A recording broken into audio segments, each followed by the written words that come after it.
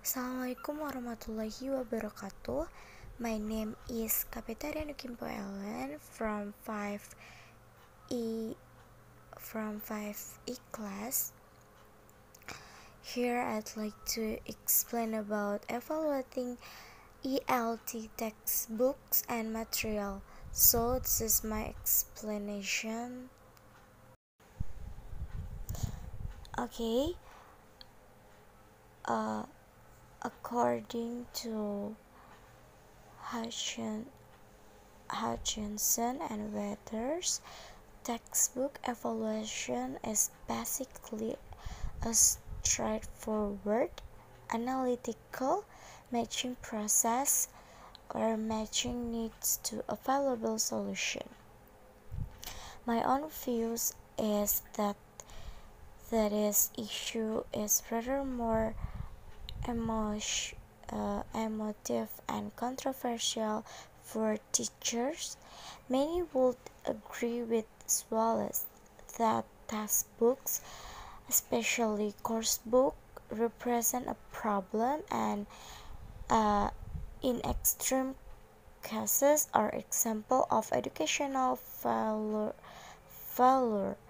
I would like to explore the reason for such strong reactions and to put forward possible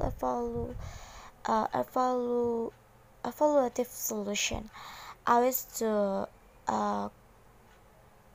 concentrate on course books because whether we like it or not, thus represent for both students and teachers the visible heart of an ELT program. Okay, next is about there are several important points that must be considered in evaluating ELT textbook and materials. So the first is classroom attitudes. ELT coursebook evoke a range of responses but are frequently seen by teachers as necessary evils. Feelings fluctuate between the perception that they are valid, labor-saving tools and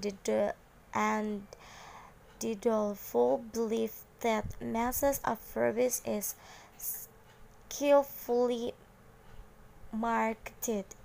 In basic terms, there seems to be a coursebook credibility gap because of empathy, contradiction, and potential conflict of interest in their creation, commercial exploitation, public assessment, selection, and ultimate classroom use. ELT books are frequently seen as poor compromises between what is educationally desirable on the one hand and financially valuable on the other. In simple terms, they often do not seem to provide good value for money. Okay, the second is about common theoretical error. Their immediate reason for disappointment seems partly to do with an practical variety of common design flaws on one level and a skepticism about the problems theoretical premises of many course books on others. All this despite the fact that to put a book on the open market implies a moral contract that the book has been cleared of basic faults. That the same complaints come up repeatedly suggests a violation of this implicit agreement and a substantive mismatch between what is produced and what teacher would like to have. Of course, the situation is not helped by the fact that textbooks are necessarily static and a little outdated, not least because of the long delays between writing and publications.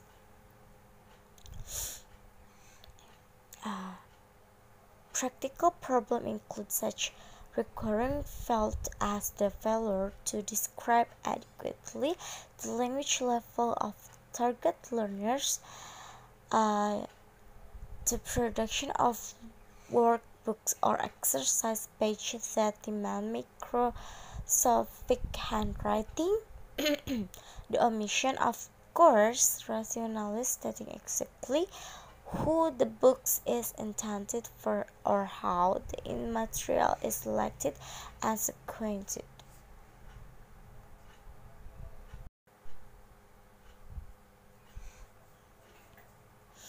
Okay, next next is about ELT reviews. ELT reviews. Okay, the reviews spread across the ELT press also seem unlikely to influence actual course book selection. Their this discursive format makes it difficult to separate description, guidance, and criticism. Also, they seem for the most part to be unreadable by schemes such as those put forward by Tracker and uh, and others, which aim for a graphically present conscious mode of textbook analysis, trying to ascertain, for example, how many units a course book has, or the number of hours allocated to each unit. Often involves considerable skimming.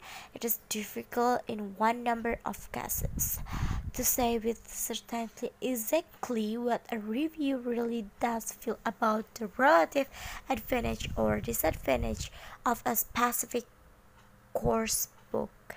Okay, this is the last of uh, several important of evaluating ELT course book.